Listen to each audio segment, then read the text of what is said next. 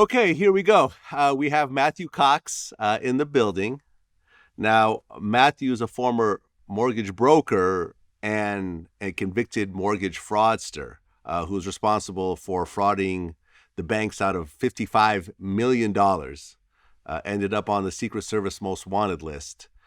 Got sentenced to 26 years, ended up doing 13. He's currently out of prison, and you're going to share your story today. I appreciate you joining us. Sure, I appreciate the opportunity.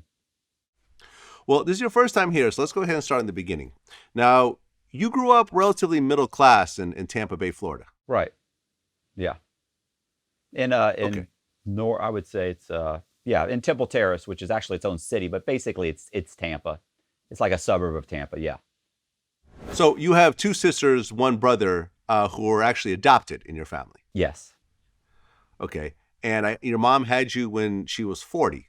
Right. She went in for a hysterectomy because back in the late 60s, if you were 40, women were basically going in at that point and getting hysterectomies. Just, I don't know what the exact reason was, but she'd been told she couldn't have children. And so they adopted 3 children. And then she went in for the hysterectomy, and the doctor actually cut her open and found out she was pregnant with me. So, oh, wow. Yeah. So they stitched her up. She woke up. My father told her, she asked how the surgery went, and he said, "You're pregnant." And she was like, well, "I came in for a hysterectomy." So it's not exactly the outcome they were looking for. Gotcha. So you're growing up in Florida, and at one point you learned that you have a learning disability. Right. Yeah. Very early on. I think I failed the first grade, second grade. So it just, from the onset, I had a real problem reading, writing. Okay, and you had a dyslexia? Yes. That's what I was diagnosed with. And I guess you were placed in a mentally handicapped school program?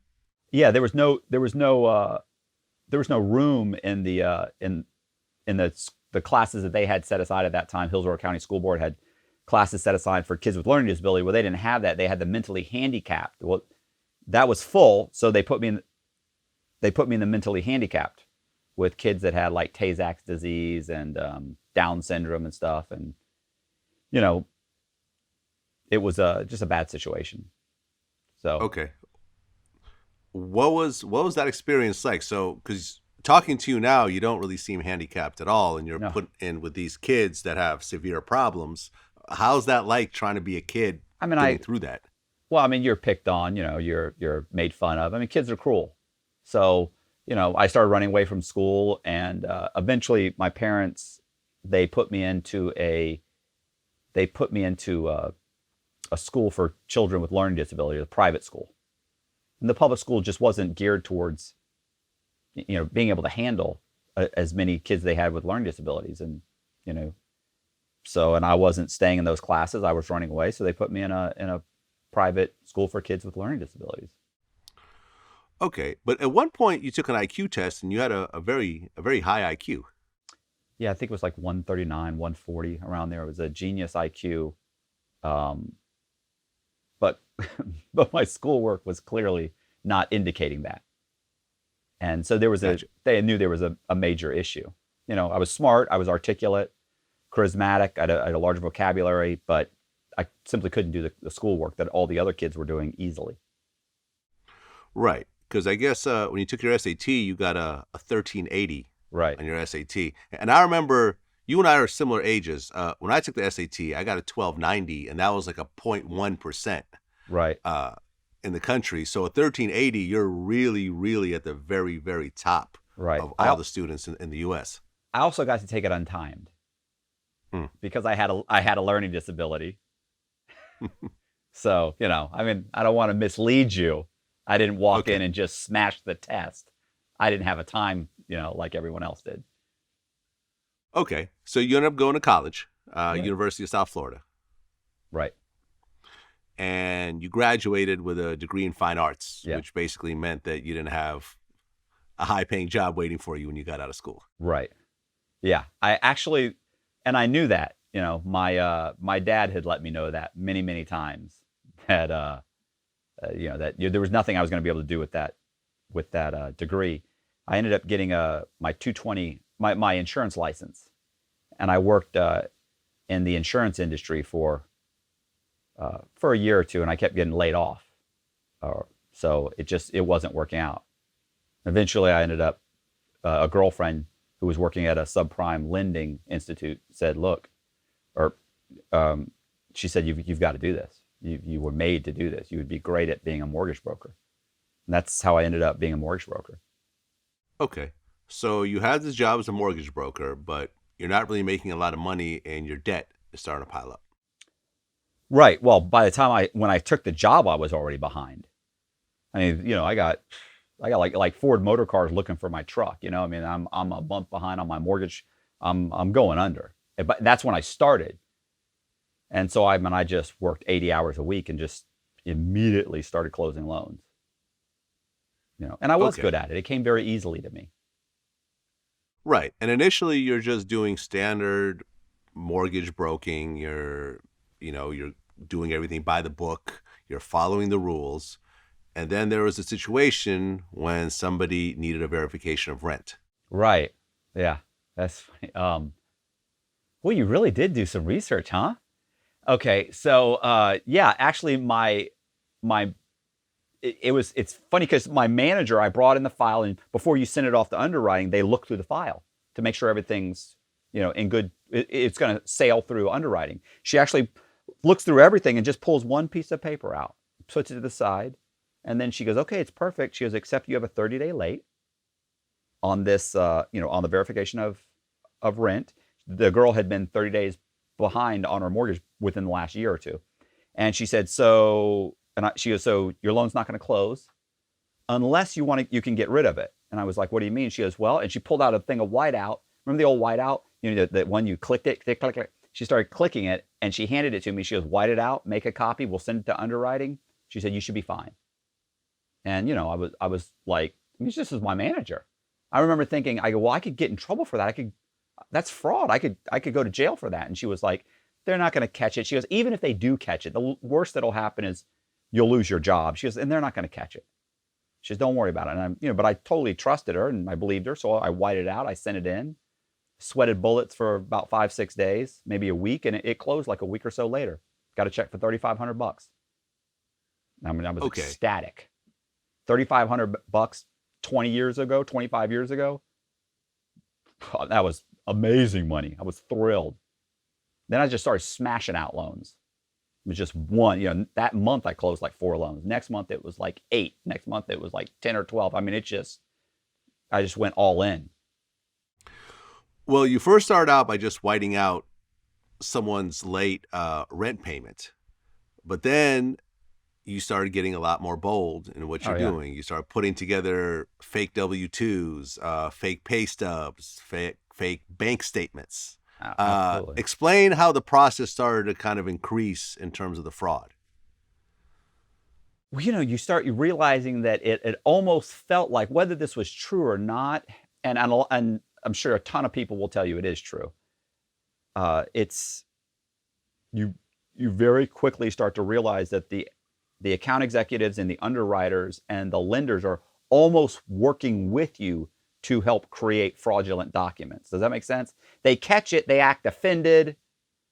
You talk to them, they put you on a list, you explain it away, they let you start closing loans again. But what happened is people start coming in and you look at a W-2 and you think this guy's it's a loan for $150,000, $200,000 loan. Problem is the guy made $65,000 last year, and if he had made $70,000, I could get him the loan. So I cut and paste his $65,000 W-2 into a $70,000 W-2. I know they're not going to verify it when they call. You send it through underwriting, you close, you get a check for $3,000 or $4,000. And so pretty soon, everybody that came in, if they had a problem, I was going to take care of it. You very quickly figure out how to take care of those things. You would call underwriting and say, "I got a guy, he's got this and this and this." And they go, "Oh, no, I can't. If he had this, you'd be okay." "Oh, okay, thank you." Boom, now I fix that. Send it in. Or get caught. You could get caught and say, Okay. Oh, it's not going to work. Oh, okay, cool. Well, what if it was this? And they go, well, yeah, if that was the case, you could close. Well, then I take it and I send it to another lender. I fix it and send it to another lender. Now it closes. I mean, it's, and it seems like such a victimless crime. This person gets a house, he's happy, the lender's happy, everybody's happy. I didn't ever take into consideration that this person shouldn't have really been in that house. He shouldn't have qualified. He probably can't afford that house. He's insisting he can. So. Well, you actually start closing so many loans using this method that they make you a branch manager. Right.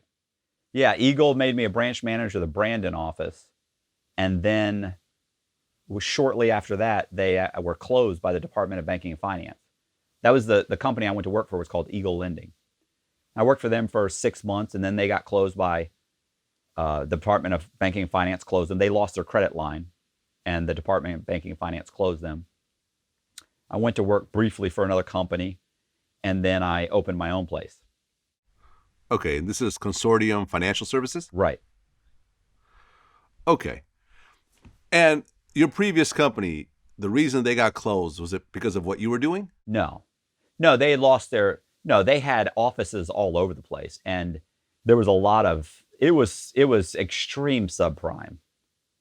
And they lost their credit line because they had so many defaults that the company that was giving them their credit line eventually shut it off. And they got so many complaints in such a short period of time because they had people waiting to close that the Department of Banking and Finance came in and just said, you're done. We're pulling your license. You can't close any loans in Florida anymore. Well, part of the reason they're having so many defaults is because you're setting up loans for people who can't pay them. Right. Yeah. I don't think any of my people went under, but I don't really know. Could have been. Listen, they had tons of offices. They had several hundred brokers. Who knows? Okay. So then you start your own company, Consortium Financial Services. And at the time, the mortgage business was just booming in Tampa. Right. And you bring on a bunch of other brokers, and you guys basically just start doing fraudulent loans again. Right. I would say 80% of the loans that went through that company, the FBI said that about 80% of all the loans that went through the company were fraudulent.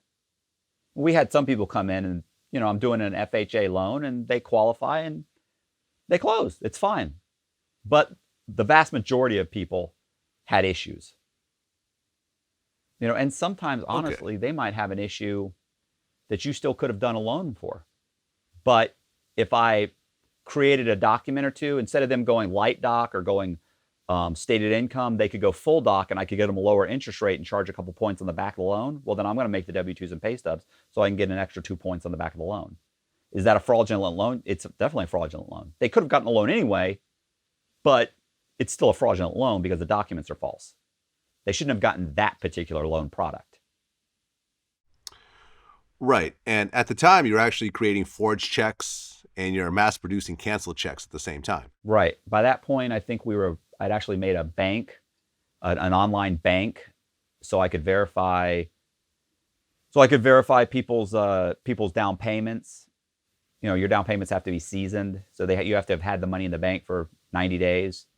A lot of people, the seller's giving them their down payment, or some family members giving down payment, or you're giving them their down payment. You're going to get it back somehow. And so I created online banks. I started manufacturing what appeared to be canceled checks. They weren't, but they appeared to be canceled checks. So if you were late on your rent and I provided these canceled checks, it looks like you've always been on time on your rent. In fact, you've been late several times. Okay, and you actually created a fake bank in the process. Yeah, I did a couple fake banks. Okay, how do you create a fake bank? I mean, at that time, assuming it would still be the same thing. I mean, I would just make a phony website for the Bank of Ybor, right? Like, Ybor City in Tampa. So the Bank of Ybor Bank, and it would be, bankofybor.com, and you could buy a domain name. I had one that was called Southern Exchange Bank of Clarksville.com. And then I simply copied the pages. You go get like a GoDaddy. This was back when you could go buy a basic GoDaddy template, and then I would just copy and paste SunTrust Bank pages into those pages and change the names and alter whatever I needed to make it sound like a very small local bank. Manufacture bank statements in color, front and back, just like the ones you get from Bank of America or anyone else, and it would have the website name on it and the 1-800 number or whatever number you're going to put. And so if they called the bank, they would get a recording. And if they went online to check the bank statements, they could go online to the actual bank account or the bank website, and it looked like a regular bank. The underwriter doesn't know the difference. She's got bank statements. She made a call. Right.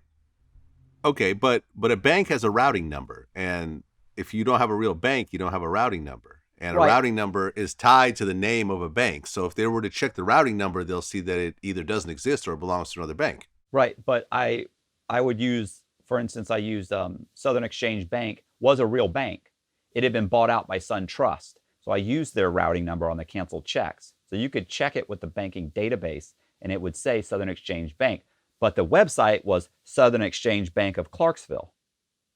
So if you checked it, and the Secret Service actually checked at one point that exactly what you're saying actually happened. When I actually got caught and the Secret Service thought I was hiding money, they started questioning me.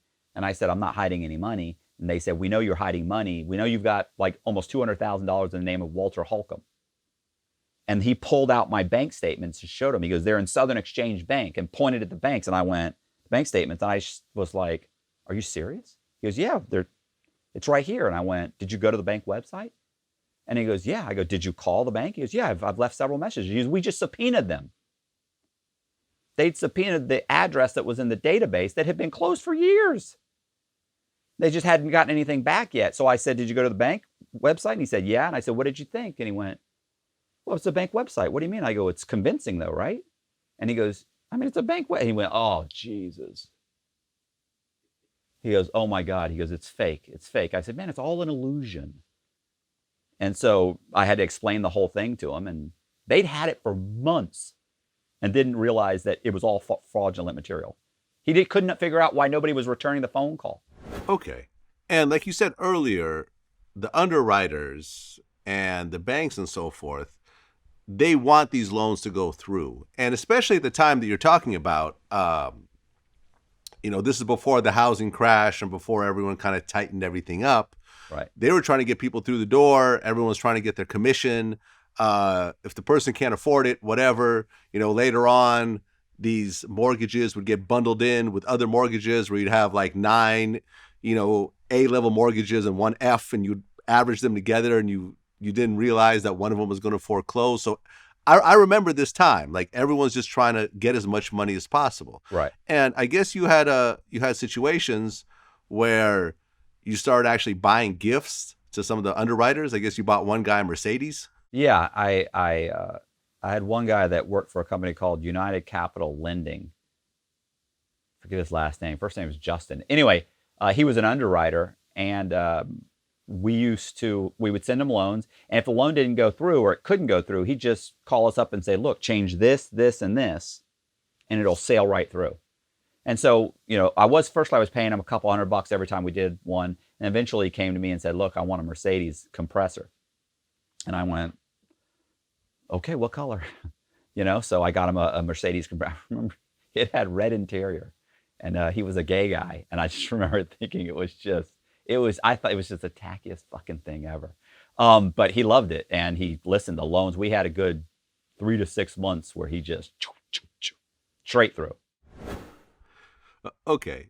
And I guess at one point, you actually got caught for like a couple $1 million with a Pinnacle Bank Corp. Yeah, Pinnacle Bank Corp out of Chicago. They caught us with a couple million. One of my brokers had been using the same set of canceled checks. Well, the canceled checks, for all of his clients. And one of the underwriters there caught it. And then they pulled all the documents, and then they gave it to the owner, and the owner called me. And he was like, listen, see, I don't think I used his real name in the book. I think I called him Gary something else. But anyway, so Gary called me, and he called me, and he was like, look, we got an issue. and one of your brokers says, and put a bunch of loans through here, and they pulled all the files, and it was a couple $1,000,000 worth of loans. And I remember saying, he's like, look, what are we gonna do about this? I was like, look, man, if you're thinking at the end of this conversation that I'm gonna cut you a check for $1 million or a couple million, you're wrong. That's just not gonna happen. I don't have it. So we need to figure out how to fix this problem.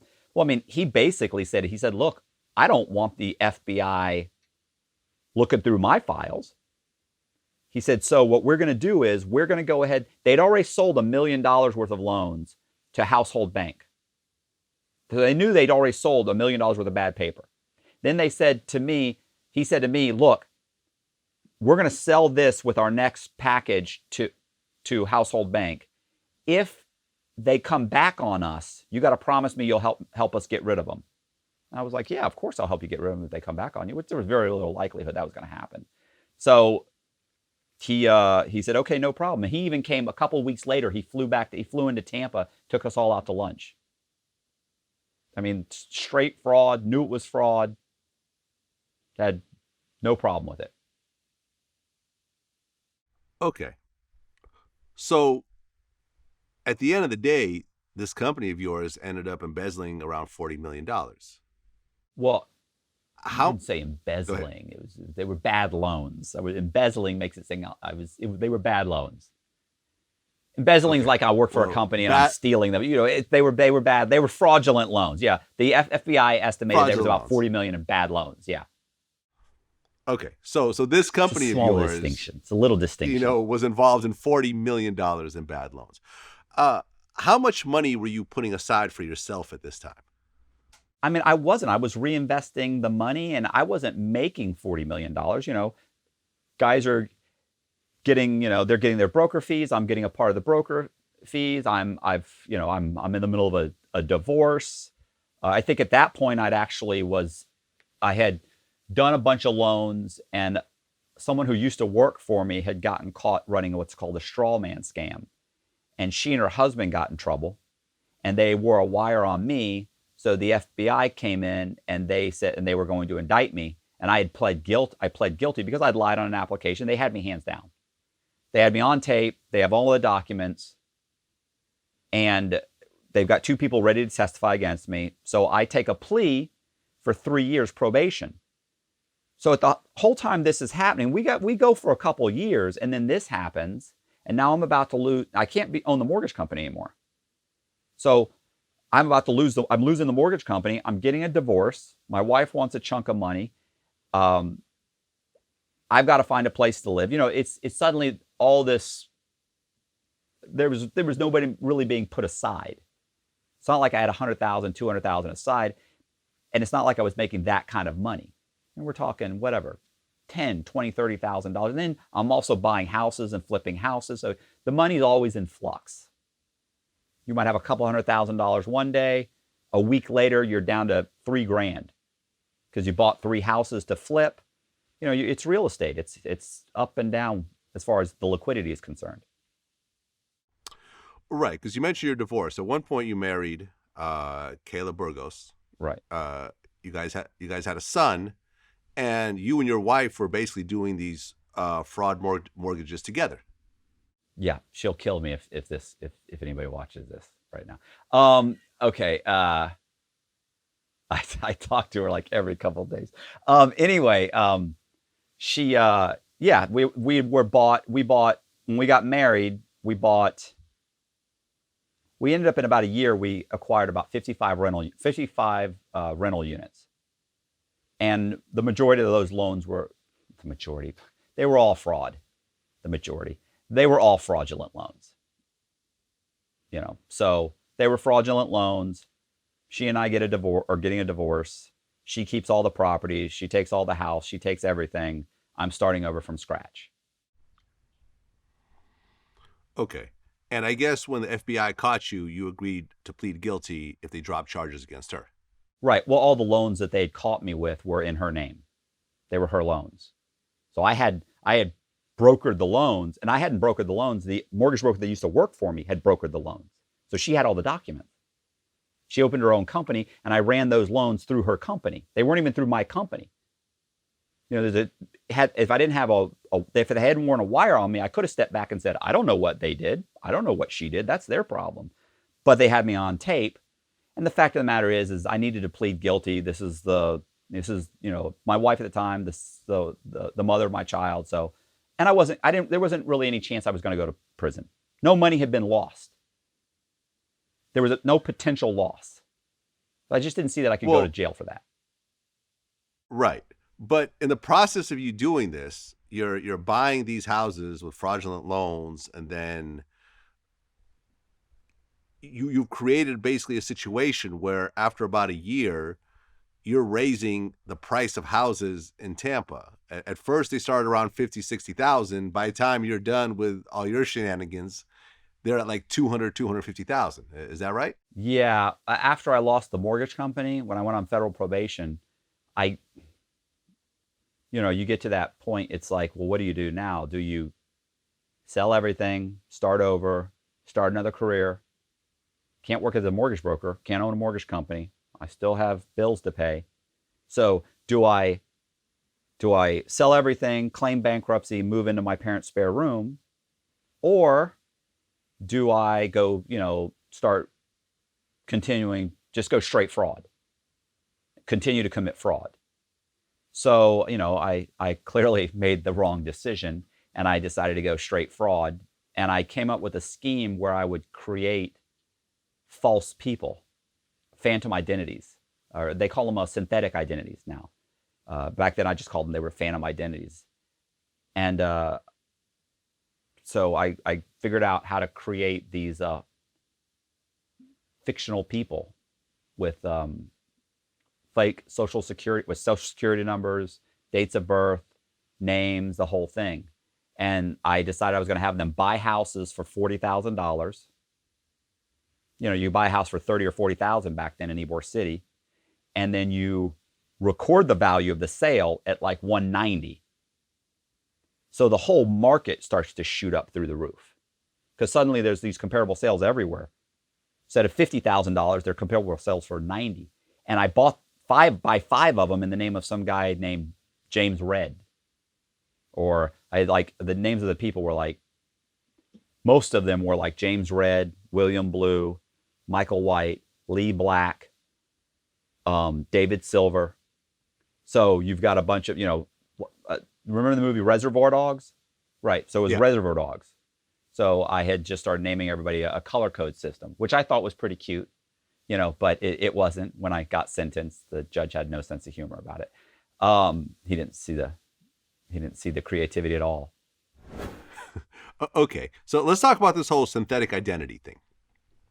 So the way you had described it, I guess that if you have somebody who's less than 12 months old, like a child, a baby that's less than a year old, you could go get a social security number for this person without actually being present at the Social Security office. Right. What I did was I started calling Social Security Administration over and over again. And I just started, social engineering. You just start asking this different people different questions till you figure out if there's some kind of an issue. And eventually I figured out that if I came in with a birth certificate and a shot record to a child that didn't have a Social Security number in the system, they would issue it. The kid's over 12 months old, you got to come in with the kid. I don't have an 18-month-old child. So I came up with a shot record for like a 10-month-old child and a birth certificate for a 10-month-old child. I just had to manufacture the birth certificate and shot record. I could put any name I wanted on it, go to Social Security, tell them my child had been born with a midwife at home. Here's the birth certificate. Here's the shot record. They check the system. Kid's not in the system. They issue you a Social Security number. I take the Social Security number. I then go apply for several credit cards. That created a credit profile. I then get 3 secured credit cards in the name of that child. I don't say he's 10 months old. I say he's 30 or 33 or 34, whatever. If you make the minimum payments, 6 months later, the credit system generates credit scores. Now suddenly you have credit scores. So if you pulled that Okay. person, if you went and applied for a credit card or a car loan or a bank mortgage, it showed that this child was 30 years old, had 700 plus credit scores, and three credit cards on a social security Okay. number that was issued 6 months ago. Right. And then you go ahead and create fake income statements. Right, which I'd already been And doing. yeah, which you've been doing already. And then you could start buying houses on this 6-month-old baby's name, essentially. Right. Provided you can have the down payment, you can obviously qualify for the loan, and somebody has to show up. Somebody has to show up and sign for that person. Well, I had been closing loans with so many title companies. My mortgage company was still in existence. We had a lot of the title companies would just give you the package. So I would show up, or a broker or someone would show up and say, hey, got this loan to close, but the guy's at work right now. Can I drive it to his work? And they'd say, yeah, sure, no problem. Because they've closed so many loans with you over the years, they trust you. You take the package, you go sit in your car, you sign it, you come back 30 minutes later and say, here you go. Right. And then after you have this house, then you start taking second, third, fourth, and fifth loans, second mortgages on that house. No, that didn't happen until later. What I initially did was I'd buy the house for, let's say, 40, record the value of the house at 90. And then what I would do is, and I'd do 5 of these houses. So I got one guy's got 5 houses, another guy's got 5 houses, another guy has 6 houses, another guy has 5 houses, 4 houses, whatever. So Ybor City and Tampa Heights, the values are shooting up through the roof. So this guy just bought a house. Let's say Brandon Green just bought a house for whatever, 50 grand, 60 grand. I get the house I record the sales price of the house at 200 and something thousand. So now I apply for a loan. I have an appraiser come out and he appraises the house at $230,000, let's say, because there's comparable sales all over the neighborhood. So he thinks it's worth 230, even though I bought it for 50. Does that make sense? So the bank lends me $190,000 on a house that's really worth 50. So I walk away with $140,000, make a few payments, let the house go into foreclosure. The bank takes the house back. They don't understand what happened. They put it on the MLS. They get a realtor. They put it back on the MLS. It sits on the MLS for 6 months. They're trying to sell it for 190. They can't. It drops to 150. They can't. It drops to 100. They can't. It drops to back to 160, 170. Bam, somebody buys it. They just lost $100,000. They don't even understand how. Even if they send their own appraiser out to do a new appraisal, he's going to say it's worth $230,000 because the comparable sales are everywhere. Okay. Well, eventually, when that one couple, Gretchen and Peter Zayas, Right. they ended up getting caught by the FBI. They turn you in. Right. And you get 3 years probation, right? Right. What year was this? 2001. I think I went on probation in 2001. May 2001. And, some people say, okay, look, I just was involved in tens of millions of dollars worth of scams. I'm getting probation. I'm going to go ahead and just go the straight and narrow and, leave all this behind me. I got off easy. I didn't do any prison time. I'm okay. But you actually started going even harder at that point. Right. Yeah. Like I said, I went all in. At that point, I felt like I was dabbling in fraud because I'm just changing it. I'm saying you have a job that you don't have, and I'm altering a W-2 and pay stub. So I don't think it's that big of it is that big of a deal, but I didn't think it was that big of a deal. And like I said, instead of walking away, I made the decision to just go all in and start creating fake people. And that's when that happened. I started creating these fake people, and it turned into, millions of dollars. It went from changing W-2s and pay stubs to becoming to millions, like that. Right. And so how much were you actually pocketing at this point? Was it still up and down, or were you actually starting to stack a lot of money yourself? Yeah, we were. I had multiple people that were involved. Dave Walker was involved. A guy named Rudy Arnotts. There were several people that were involved that were in the real estate industry, and we were trying to take the money and put it into developing Ybor City. We were buying vacant lots. We bought something like 100 vacant lots. We're all living good. We're driving sports cars, and we're living in decent houses in Ybor City and Tampa Heights. Not great areas at the time. The areas have vastly come up since then, but we're living there because I live on a street where I own 9 or 10 houses on the street. I own every house on that block. So, I'm driving a nice car, but everybody that's up and down the house, either I bought and renovated the houses and sold it to somebody, or I bought it, renovated, and the tenants they're my tenants. I'm renting it to some tenant. So I didn't mind staying there because we're just slowly gobbling up the entire area. And we're planning on building brand new houses. So was I putting away millions? No, I was reinvesting. Once again, liquidity. Right. And I guess you were actually doing fraudulent loans for Tampa police officers as well. Yeah, I did a bunch of fraudulent loans for police officers, for a sheriff's deputy. As a matter of fact, it's a sheriff's deputy that ended up telling me that there was a task force had been filed, or there was a task force that was put together that had been investigating me. Right. And you actually had fake passports at this time. No, that wasn't until I went on the run. I'm still, at this point, I'm still just hanging out in Tampa.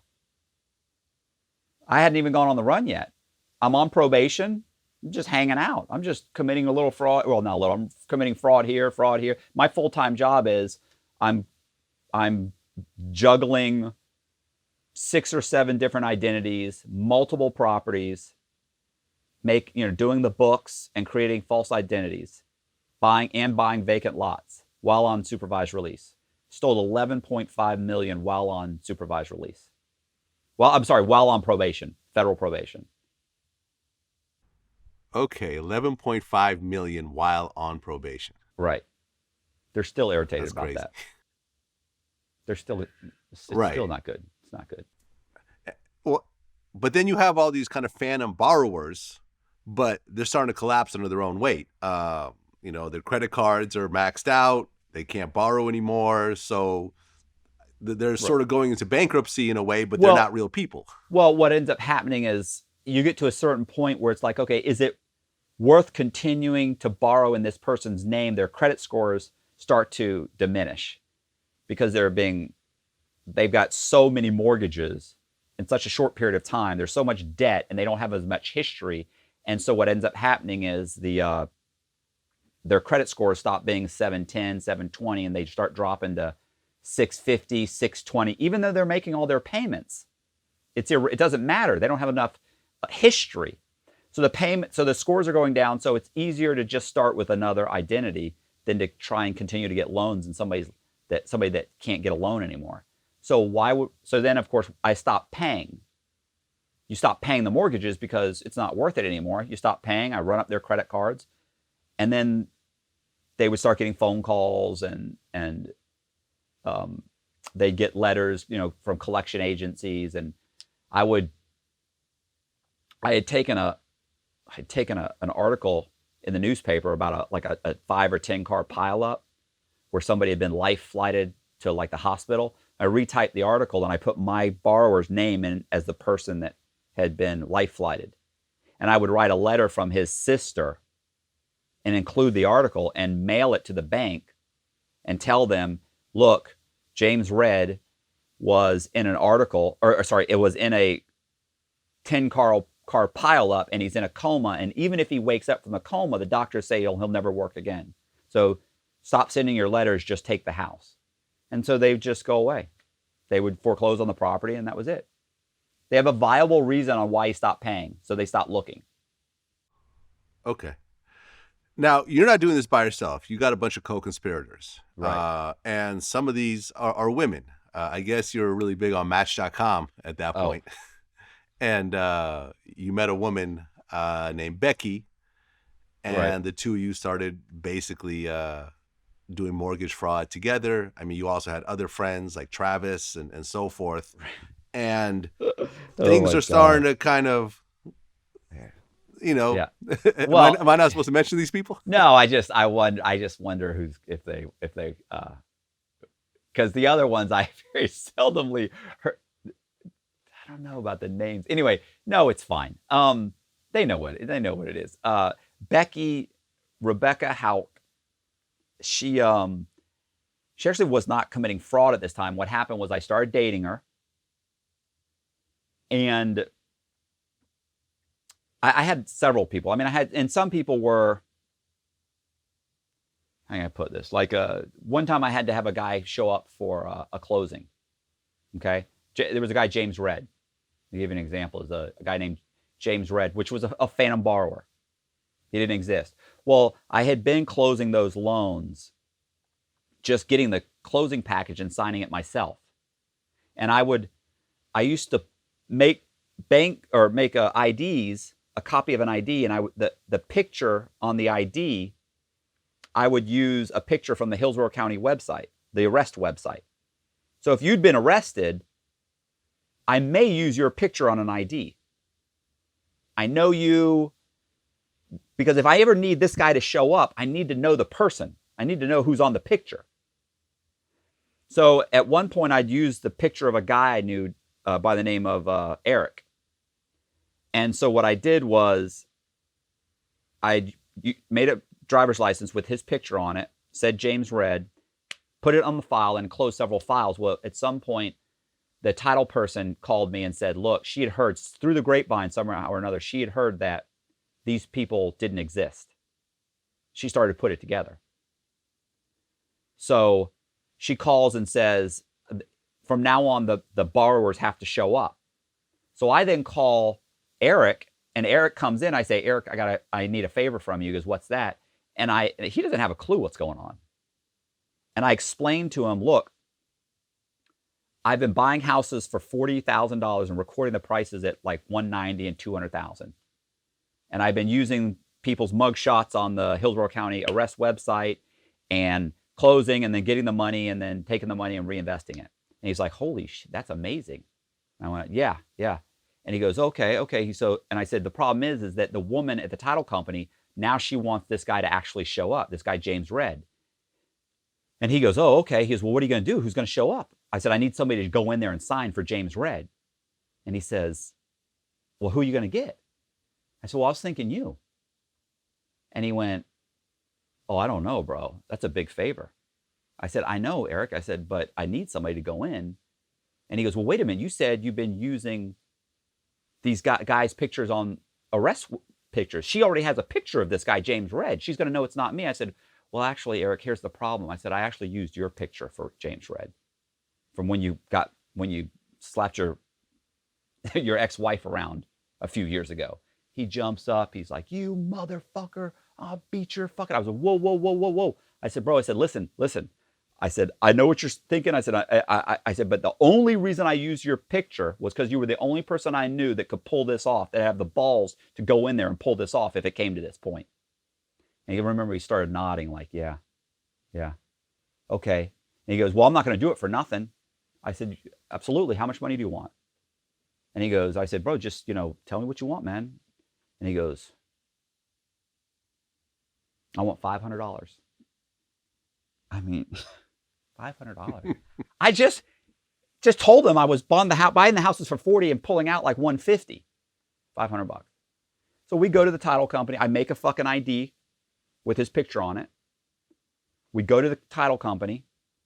The woman walks out and says, Mr. Cox, what are you doing here? I said, I'm not doing any more of these closings unless the client show up. She goes, this is James Red's closing. Eric stands up and says, I'm James Red.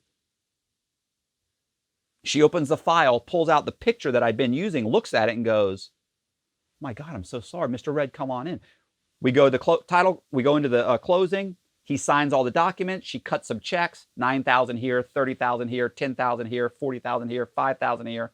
He sees the checks. We get out in the car. I count out $500. He's like, man, that's that's fucked up, bro. He's like, that was a lot of money. He's like, a lot of that money goes back into the properties, Eric. A lot of that's reinvested. It's not all my money. He's like, all right, I understand. So like a week later, I have another closing. I call him up again. Said, Eric, I need you to come do another closing. And he goes, yeah, man, I ain't doing it for $500, bro. I seen all them checks. You're making a lot of fucking money. You guys are driving nice cars. You live in a nice house. And I said, bro, okay, I understand. I said, tell me what you need. How much money do you want? Let me know. And I remember thinking, if he asked for more than $10,000 or $15,000, I was just going to go to another title company and I'd go in and sign myself. Because they wouldn't have the old files to compare the picture to. So I sat there and he goes, yeah, it's a big favor. And I went, I know, I understand, Eric. And he goes, I want $1,000. I mean, $1,000. I mean, what the fuck? What's going on? I was like, I had to stop from laughing. I couldn't believe it. Anyway, the point is I give him $1,000. He signs, come back, give him $1,000. So yeah, he's one of my co-defendants. About that same time, that's when I'm dating Rebecca Houck. I start dating her, and that's when the guy shows up. The sheriff's deputy shows up and tells me that there's a task force that was put together, and they've been investigating me. Okay, so then the FBI is starting to really get wind of this whole situation, Right? and they're tying in all the people that you're doing it with, Right. And I guess the state law enforcement investigator said that this was one of the most largest and most flagrant displays of public records and banking manipulations we've ever seen, and Cox is the puppet master. Right. That's what he told the FBI. Yeah, that's when when they handed over the investigation to the FBI.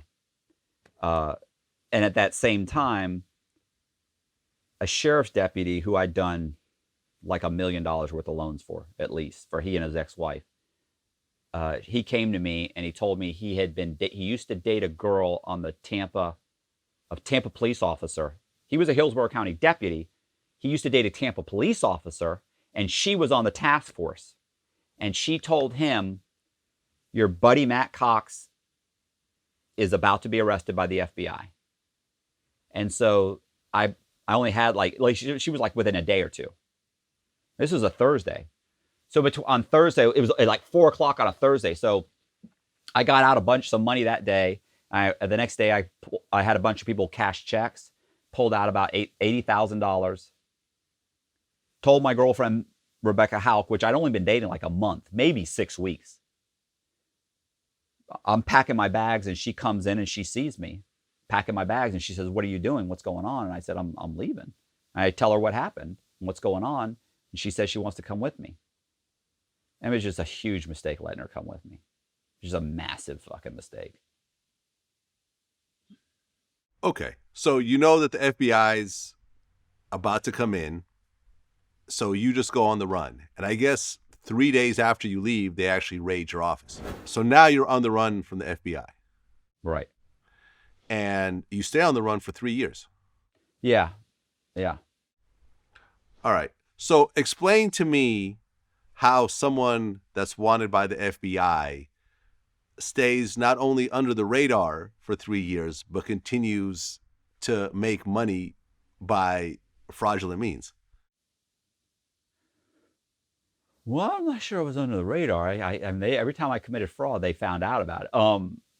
It comes to their attention. Well, what happened was, the scam in Tampa was designed so that it could be investigated, and they didn't know there was an actual scam. Well, once I went on the run, I no longer had those types of restraints on me. So I was no longer concerned with whether the FBI or anybody showed up. I wasn't trying to hide the fraud at this point. So I didn't have very much money. I had like $80,000 in cash, and that sounds like that's a lot of money. But when you're on the run and you don't have a job and it's you and your girlfriend and you don't have much, it's not a lot of money. So I went straight to Atlanta and I rented a house from a guy named Michael Shanahan. Well, actually, Becky rented the house. And I assumed his name, made a fake ID in his name, and I created a credit profile in his name. And I borrowed about roughly $400,000 from 3 different investors, hard money lenders.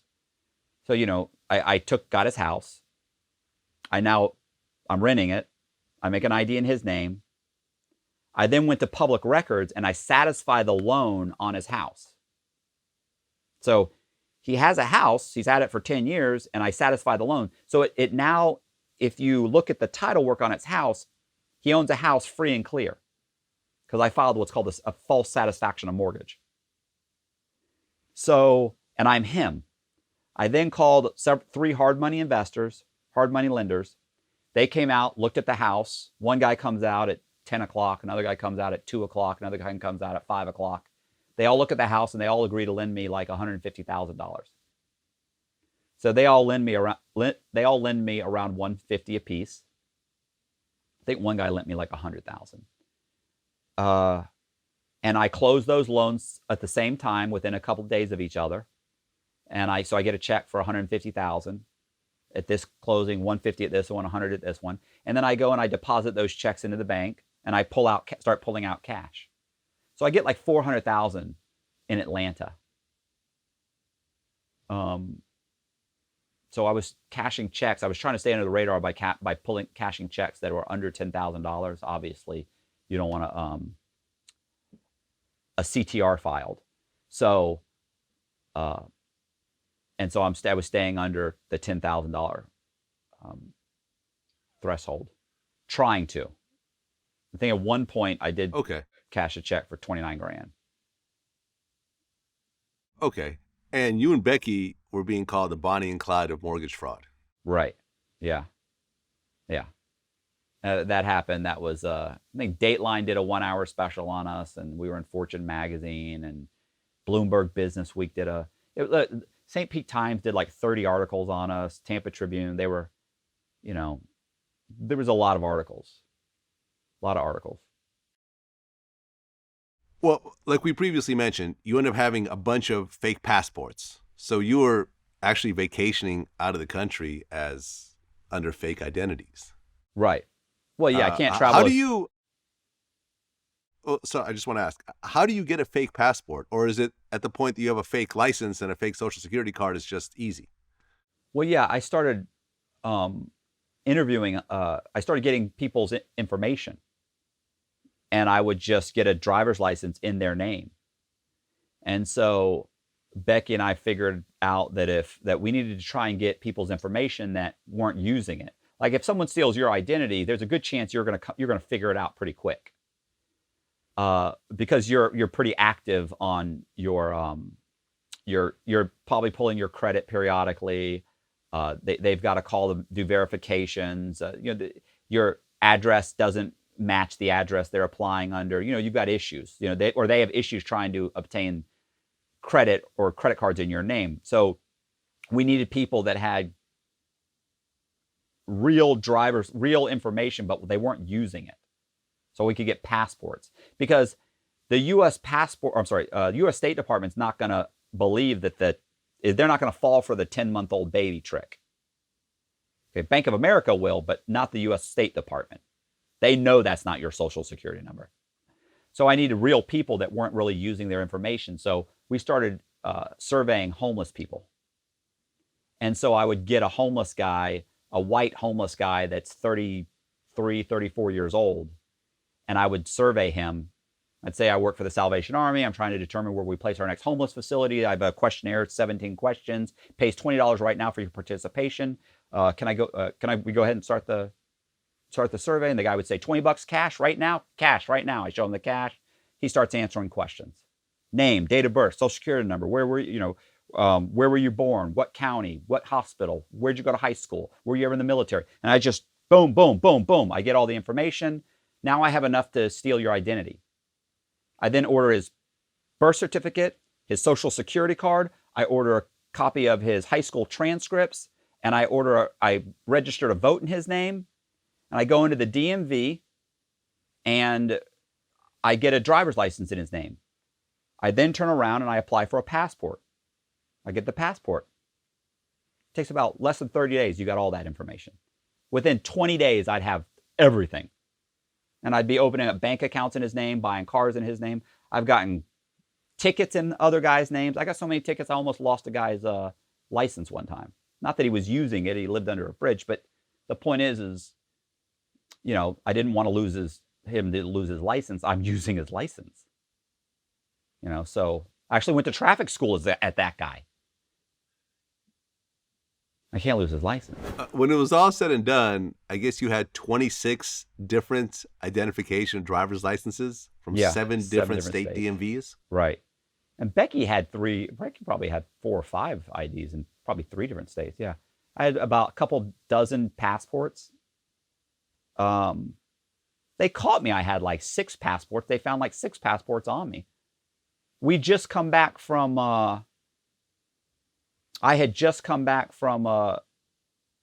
we just gone to Greece.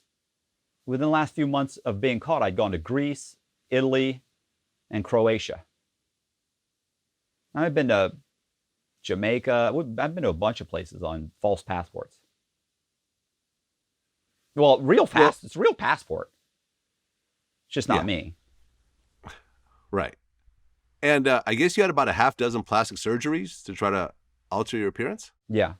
Yeah, I've had a nose job. I had 2 hair grafts. I had a mini facelift. They cut here and they suck out your fat in your neck. And, you know, I'm extremely vain, you know, just a straight narcissist. So, you know, it's a combination of that and not wanting to be recognized. You know, and I've been caught. I mean, I've been caught. I got caught one time. Secret Service had actually sent out wanted posters of me to all the title companies. And I actually had, the Secret Service told me this when they interviewed me. I actually had a lawyer come in, start a closing with me. We started to sign documents. He looked at me and went, hold on one second. He picks up all the documents and walks in the back room because he had my wanted poster in the back room. He looked at my wanted poster and thought, he looks a lot like this guy. But this guy's wanted out of Atlanta, Georgia, and this guy just moved here. I was in Columbia. I was running a scam in Columbia, South Carolina. He just moved here from Florida, and he's been working for this company for 5 years. So it can't be the same guy. And he walks back out, lets me sign the paperwork, and I leave with a check for like $190,000. Okay. So then by 2005, you were on the Secret Service most wanted fugitive list. Right. Yeah, they were actively looking. They were looking for you, but they weren't actually catching you. Because then by 2006, you moved to Nashville, Tennessee, and then you borrowed another $2.5 million. Right. I was going to say, prior to that is when I actually went to go cash a check for $29,000. And another time I actually got caught in the bank where they handcuffed me and brought me to the police station. That was prior to me moving to Nashville, Tennessee. Okay, yeah. So what really led to you actually being caught? Well, I mean, I was running a scam at one point, after we got the $400,000 from Atlanta, we went to North Carolina, Charlotte, got a nice apartment building, we rented a condo downtown Charlotte. But we only had, you know, $300,000 or $400,000, and we're quickly going through the money. We're buying new cars. Both of us have new apartments. We're not living together anymore. Becky and I was unable to be around her for very long. She was bipolar. She's not taking her medication. It was just a disaster. So I start running a scam in South Carolina in Columbia, or is it Columbus? Forget. Anyway, so I start running a scam, and what I do is we'd gone to Vegas and I'd surveyed a homeless guy and I got his information. And when I got his information, I then ordered all of his information, went to South Carolina, and I got an ID in his name. I then turned around and I bought 2 houses in his name. I convinced the owners to owner finance me the houses. I then satisfy the loans on both of those houses. The houses are in my name, Gary Sullivan. I'm the homeless guy in Vegas named Gary Sullivan. He has no credit, but I do have 2 houses that are paid off. So I then apply for mortgages in with multiple banks on these homes. I borrow $1.3 million on these two houses. One of the houses has like $900,000 on it. It's a house worth around $225,000. I borrow about $900,000. So it turns out I go into the bank. One of the companies I had borrowed money in, or tried to borrow money in, I applied for, the mortgage broker went on vacation. By the time she got back from vacation and was going to do the closing or schedule the closing, the title abstractor went down and figured out that there were 3 mortgages on the house. Now, there were actually like 6 or 7, but she only found 3. So I go into Wachovia one day and I'm cashing checks. I go in, I'm withdrawing funds. I asked for like $7,000 or $8,000, whatever it was. But by this point, there'd been a notice placed on the account to have me arrested. So they're counting out $7,000, and 2 sheriff's deputies walk in behind me, and they grab me and they pull my arms behind my back and put handcuffs on me. They walk me into an office, sit me down. And they say, "Mr. Sullivan, we've been told to detain you until the detective gets here." Guy pulled my wallet out. He had my wallet. I'm waiting. The detective gets there. He's a guy in his mid-30s, early 30s. And he walks in and he says, "Hey, Mr. Sullivan, my name is Detective," whatever his name was. And I say, "Hey, what's up?" And he goes, "I want to let you know, that there's been a complaint filed against you from Wachovia and for fraud." And he said, "Apparently you have 3 mortgages on your house." And I said, "Is that illegal?" And he goes, "To be honest," he said, "I don't know." I remember when he said that, I remember thinking, oh, I'm walking out of here. All I've got to do is convince him that I haven't done anything illegal. They only know about 3 mortgages. I know I can spin this. So he sits down, he gets the head of Wachovia's fraud department on the phone, and that guy ends up saying that I'm running a shotgunning scam, which is exactly what I was running. And he starts explaining that I'd closed the loan so quickly and they were all first mortgages. And I start explaining they were not first mortgages. There was a first mortgage, a second mortgage, and a HELOC, which is a home equity line of credit. And he starts saying, no, he's pulling the money out in cash. And then the detective said, "Why are you pulling it out in cash?" This guy's on speaker. Well, no, he's on a speaker. He's actually not on a speaker. He's actually on the phone. And he says, "Why are you pulling it out in cash?" And I explain, well, I'm cashing checks for some of the day laborers that work for my company. And so as he's throwing out questions, I'm answering the questions. I've got all the answers. I've had months to prepare to prepare this. This guy just found out yesterday. So the detective is going back and forth between me and the head of the fraud department for Wachovia.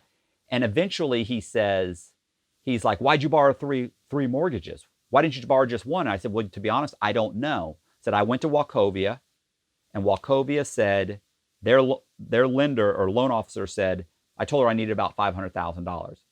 And she said, she told me she could get me the $500,000. She said, but I can only get you out, so much money.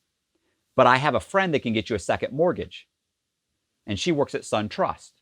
I said, "Oh, okay." Or was it First Fieldstone Mortgage? She can get you a second. I said, so I went to her, and she said, I can only give you this much, but I got a friend that works at Sun Trust. She can get you a HELOC. I said, now, maybe all of these loan officers did something wrong, but I didn't. I wouldn't know how to put this together. And I actually pull out my business card and give him my business card. And I go, I work for a labor company. I wouldn't know how to do this. What makes more sense? That a bunch of loan officers got together and figured out how to commit fraud so they could get some nice broker fees, or that a guy that works for a labor company figured out how to defraud these banks out of $500,000. So he starts saying, yeah, this doesn't make sense. I don't think this guy's done anything wrong. This guy, the Wachovia guy, starts screaming and hollering. He says it's fraud. He goes, this guy, he goes, look at his ID. His ID starts with 000. It's not even him. Well, he'd run my ID. And he knows it's a real ID because it was a real ID from the DMV there. It's my picture. It's not me, but it's my picture. So he says, no, it's Gary Sullivan. Our IDs start with 000. It's him. I ran him through NCIC. So I remember I lean over and I go, oh, now I'm not Gary Sullivan? I go, come on, man, what are we doing here? And he goes, yeah, listen, I don't think this guy's done anything wrong. So he says, I'm going to bring him downtown. I'm going to have him fill out a police report. And I'm going to let you know, and you have to fill out a police report. You have to file an official complaint with the DA. And so I end up, he lets me go to my car and drive to the police department with the sheriff behind me, and he's in front of me. And when I'm on my way there, Becky calls me, Rebecca Halk. She calls me, and she's like, where have you been? What are you doing? And I said, listen, I just got caught in the bank. I'm going to the police station. She's like, get on the interstate, get on the interstate. I said, I can't get on the interstate. I've got to play this out. I got to go to the police station. I said, but don't worry about it. And I said, we'd had this conversation many, many times. If I were to get arrested, they're not going to fingerprint me or run my prints right away. This was 15 years ago. Because my identity wasn't in question. Said, so you can get me out on bond before they run my prints. Because a lot of small police departments back then didn't run prints right away. So she says, I say, the worst that happens is I'll be arrested as Gary Sullivan. And she goes, I'm not getting you out on bond. I'm not getting you a lawyer. She said, you got to leave right now. And I said, I can't leave. I got to play it out. So I pull in the police department. I go inside with him, with the detective, fill out the police report. He asked me to wait in the hallway while he talks to his lieutenant. I go in the hallway, and there's all of these wanted posters on the wall. My wanted poster was on the wall. My color was the only color wanted poster on the wall. Matt Cox had my wanted posters on, me and Becky. He walks up, I'm staring at it when he walks up behind me. Scared the shit out of me. He's like, hey, Gary, you ready to go? And I was like, yeah, I'm ready to go. So he walks me outside. He tells me, look, do me a favor. Don't leave the area, because we're going to want to talk. I said, of course, I own 2 houses here. I'm not going to leave. I get in my car. I go straight to another bank. I pull out another $9,000. I go straight to another bank. They actually, realize the women recognize me, and they're calling the cops. So I turn around, get in my car, and I leave. And I drive to Houston, Texas, because that's where Becky was at the time. She'd already moved to Houston. We were relocating because I was supposed to pull out the money. So we ended up getting like $600,000 out of the $1.3 million. Well, then November 13th, 2006, you get arrested. Yeah, I get arrested. And a year later, November 16th, 2007, I think it was you get sentenced to 26 years. I think I got arrested on the 16th also. November 16th, okay. Because I remember it was 1 year later I was sentenced. So yeah, November 16th, I got arrested. Okay. When you get arrested, what were you officially charged with? Bank fraud, conspiracy to commit bank fraud, wire fraud, conspiracy to commit wire fraud, government document fraud, Social Security fraud, counterfeiting Social Security documents, passport fraud, use of a false passport, aggravated identity theft, was it forgery or government document fraud, and wire fraud and conspiracy to commit wire fraud. And there may be some other stuff in there. They got a bunch of little other stuff. Okay. And when you were initially arrested, how many years were you facing? I mean, one newspaper said I was facing 154 years, and another one said like 54 years or something like that. But to be honest, that's like if they were to stack the charges. If you plead guilty, that they typically run them all, concurrently. So I was really facing 32 years. My PSI said 32 years to life was what I could have been sentenced to. So when you get arrested, you're 37 years old, right? In 2006. A year later, you get sentenced to 26 years. Now, was that a plea deal, or did you actually go to trial? No. If you're guilty, you don't go to trial. That's a mistake.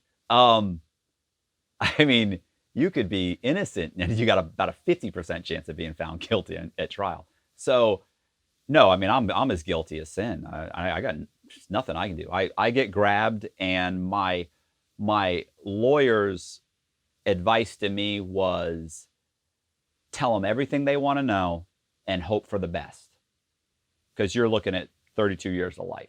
You're done. So I agree to be interviewed by the FBI and the Secret Service. Fully cooperate. Fucking no problem ratting out every single fucking person I know to try and get my 32 years down. Because, I mean, I'm not going to fucking prison. And everybody had already told on me. So fuck them. You know, there's just... So, the people that you told on, how many years did they all get? None. Oh, so because you were the ringleader? Because they'd already cooperated, and by the time they're interviewing me, the entire market is starting to collapse. So I was indicted along with like 13 other people. None of those people were ever prosecuted. 2 people did time. One person was named Allison Arnold. She only did time because when I took off on the run, the FBI was in Tampa investigating. She actually goes to the FBI and says, listen, I did this, and this, and I want to plead guilty and go to jail so I can get it over with. And they told her, okay, no problem. Tell us everything about Cox, what he did. So she cooperates fully.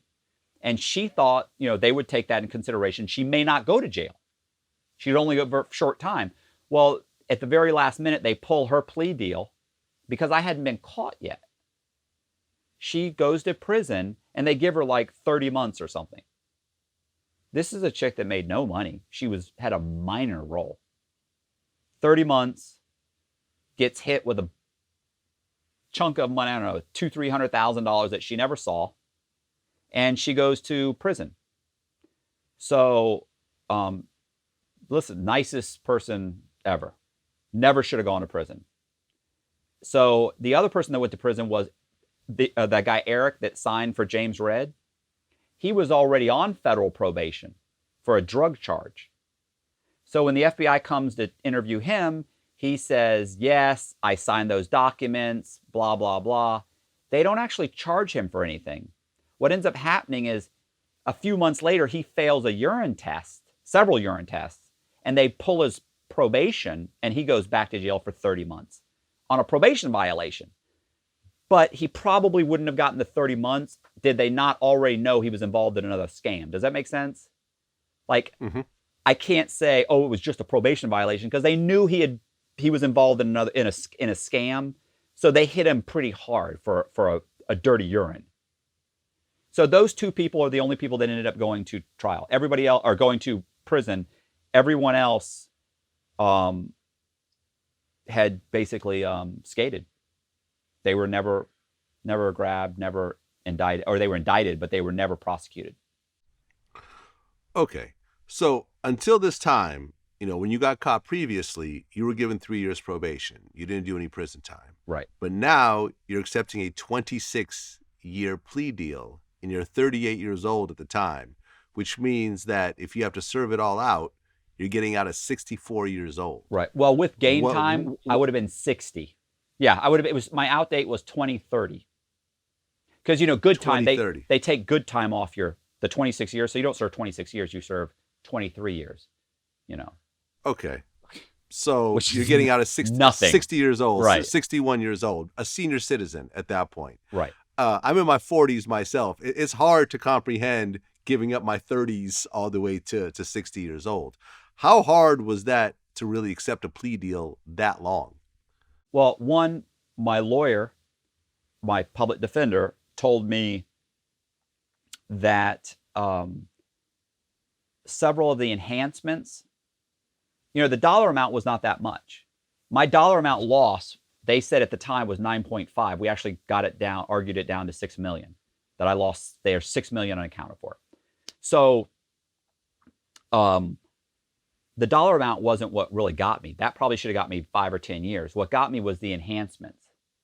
They hit you with all these sophisticated means, changing jurisdictions to avoid detection, using a specialty device, using multiple identities. So they keep adding these enhancements on you. That's what got me up to 26 years. So I take the plea deal because she tells me a lot of these enhancements don't apply, and she's going to go in front of the judge and argue, and the judge is going to remove them. So I feel like I'm really pleading guilty to probably 12 years. So that was easier to swallow. And she seemed so confident that I was like, yeah, definitely. Okay, so I'd already done a year. So I go in front of the judge, and she starts arguing the enhancements, and the judge says, I disagree. I disagree. Overruled. 26 years and 4 months is what he got me. 316 months. So, yeah, that was at that point when I stood up and I just, bro, listen, I'd love to tell you I took it like a champ. Cried like a baby, like a small child. I mean, it was, I couldn't stop crying. I think I cried from the fucking courthouse all the way until they got me back to the marshal's holdover. I mean, I just couldn't fathom that I'd done anything to warrant 26 years. Just unbelievable. But I also thought that I would be able to get my sentence reduced, because when I got caught, one of the things they asked me to do was they asked me to be interviewed by Dateline. Dateline had done a 1 hour a special on me. They asked me to be interviewed by Dateline. So I was interviewed by Dateline. They then ran another 1 hour special on me. And I was told by the U.S. attorney that they would consider that substantial assistance, which means they would reduce your, technically what substantial assistance means is you cooperated against another individual, and that cooperation furthered an investigation which led to an arrest. Okay? Well, the people I cooperated against hadn't been arrested. So the U.S. attorney said, tell Cox to do this Dateline interview, and we'll consider that substantial assistance. Well, so the night before my sentencing, they said, yeah, I know he did the interview, but it's really not enough to reduce his sentence. So we're not going to reduce his sentence. Okay. So you get sentenced to 26 years and you end up doing 13 years. Right. Well, I go to prison and American Greed contacts my lawyer and the U.S. attorney and me, and they ask if I'll be interviewed. And I said, sure, I'll be interviewed. Of course, the U.S. attorney said, tell him we want him to be interviewed. We'll consider it substantial assistance. Now, keep in mind, they'd already told me this other thing was substantial assistance. They didn't do it. But what choice do I have? Do I tell them, go fuck yourself, or do I take a shot?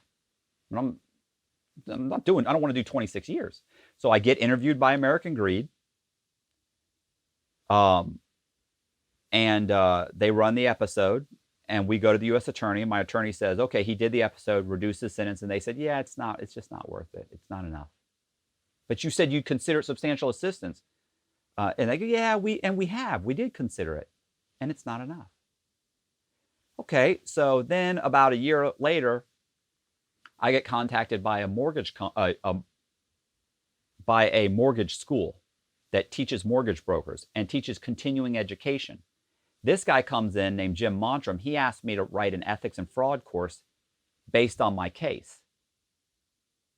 I'm one of the few guys out there committing bank fraud or mortgage fraud that owned a mortgage company in such a flamboyant way, right? It's such a brazen way. So I write this ethics and fraud course, and they use it to help teach mortgage brokers ethics and fraud, right, in continuing education. U.S. attorney told my attorney and Jim Montrum she would consider it substantial assistance and reduce my sentence. So I do it. They start using it. We go to her. Hey, they're doing it. They did what you said. And she goes, yeah, it's just not enough. So at that point, I contact several lawyers on the street. They don't want to touch my case. They said, you don't have a prayer. It's completely at the discretion of the U.S. Attorney's Office whether to reduce your sentence. I said, okay, so nobody wants to touch it. At that time in prison, there still is a guy named Frank Amadeo. And Frank Amadeo is, he's a rapid cycling bipolar with features of schizophrenia. He used to be an attorney. Frank's in prison for stealing $180 million of the federal government's money and using that money to help fund his goal of taking over the world. Because God is telling Frank Amadeo he is going to be emperor of the world. And has been telling him that since he was a teenager. This is the guy that does my legal work in prison. He is certifiably insane, but he said he could get my sentence reduced. That's the guy you ought to interview, bro. He's amazing. He files multiple motions against the U.S. attorney. They fight him back and forth. He finally gets them to agree to reduce my sentence. They bring me back up to Atlanta, and they reduce my sentence by 7 years. So now you're down to 19 years. 19 years, right. So then one day I'm walking on the compound, and there's a guy that's there named Ron Wilson. Ron Wilson is there for stealing $157 million of Ponzi scheme. He ran a Ponzi scheme where retirees and churches and pension funds gave him money to invest in silver. He's trading silver. He's actually not trading silver. He's actually just pocketing the money and spending the money. So he eventually gets caught and he gets sentenced to 19 years. And he goes to prison. And he's in the middle of cooperating against all of his, against several financial planners that had helped him in his scheme, right? He and I are walking around the compound, and we're talking, and he keeps mentioning that the Secret Service is looking for money. They think he's hidden money. He says he hasn't hidden any money. That sounds fine to me. Okay. Keeps mentioning it. This happens over the course of months. One day I say, why are you so worried about them looking for money and finding this money? You gave him the money. He told me he actually dug up silver, a bullion and cash and gave it to him, like $6 or $7 million worth.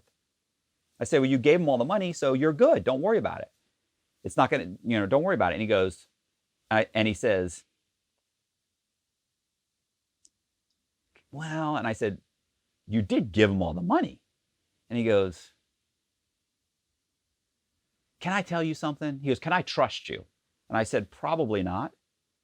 And keep in mind, I was big on people saying, Matt, when's your out date? And I would say, well, it's 2030, but somebody could fuck up and tell me where they buried a body and I could be out of here next week.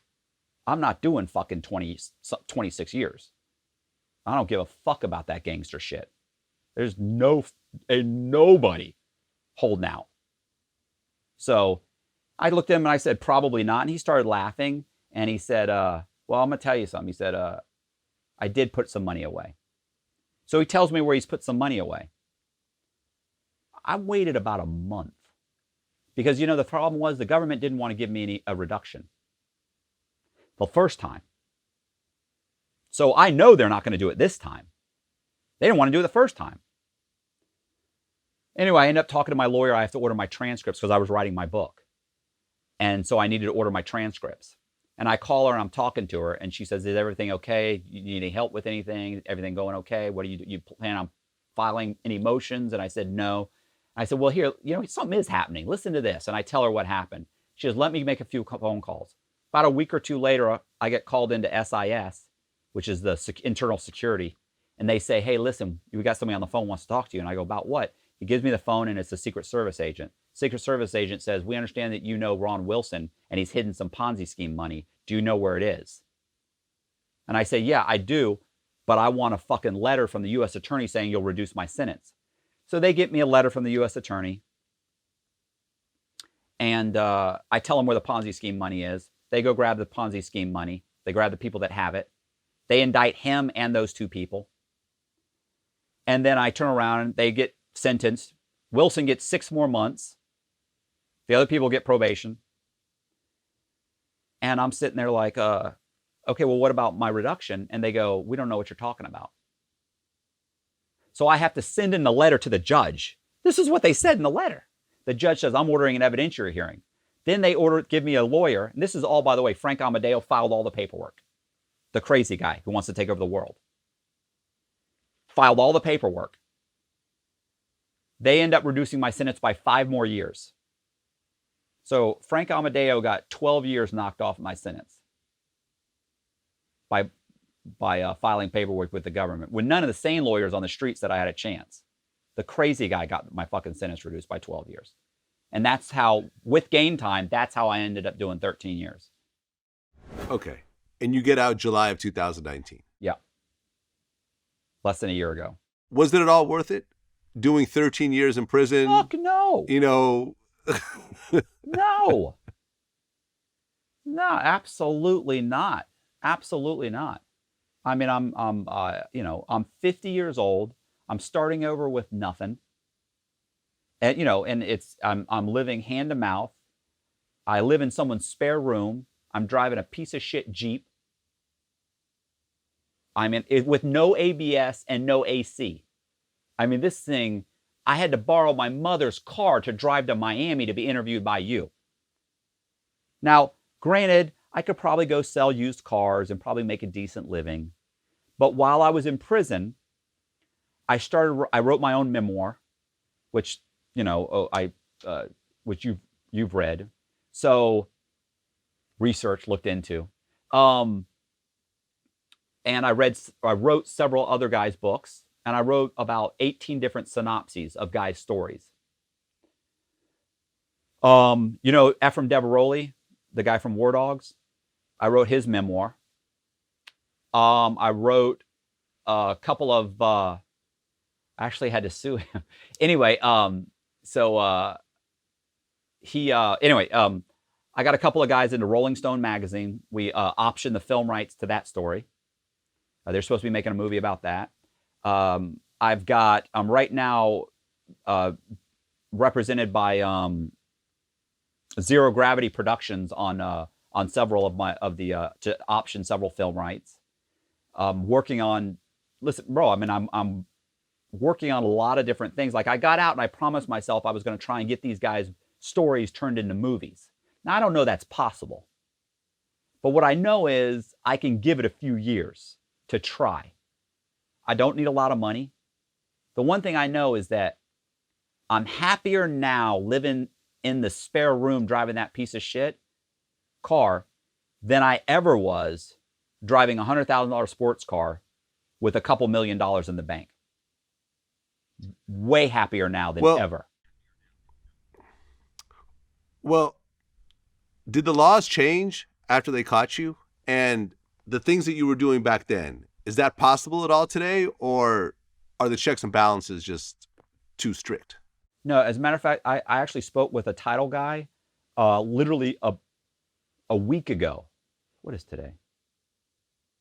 Last Wednesday. Talked to a guy who owns a title company. He said it's easier now to do the title fraud that I was committing. He said it's easier now to do it than it was 15 years ago. I've talked to mortgage brokers. There's a few checks and balances. However, I don't see that any of those checks and balances would have stopped what I was doing.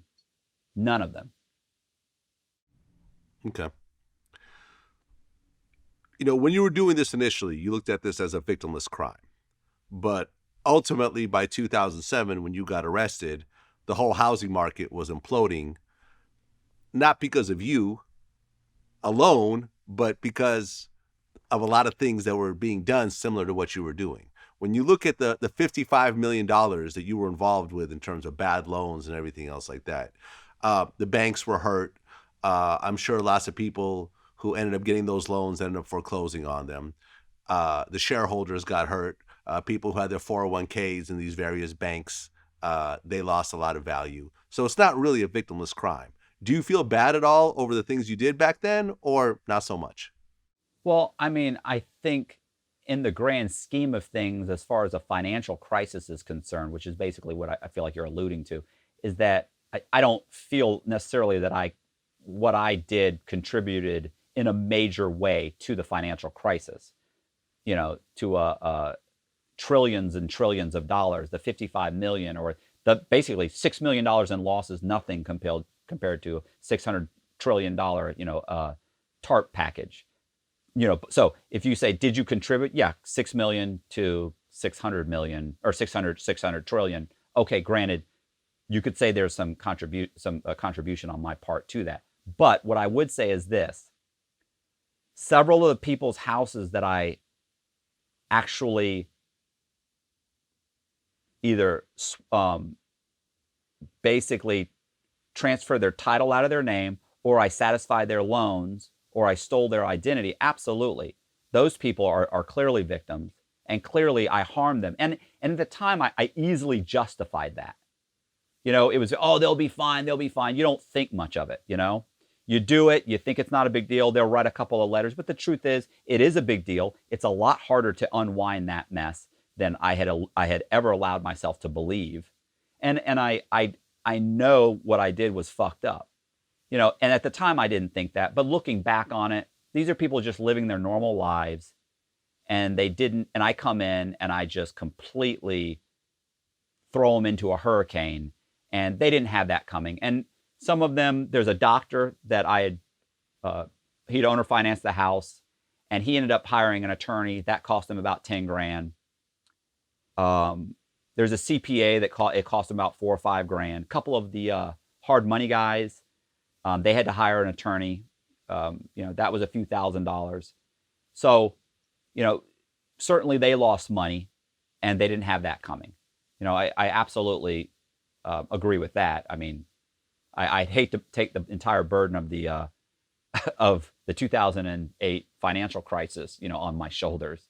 I mean, in the end, it's $6 million was the loss. Yeah. Well, Matthew, I appreciate you coming in and sharing your story. You did a lot of reckless things when you were younger, but ultimately you did your time.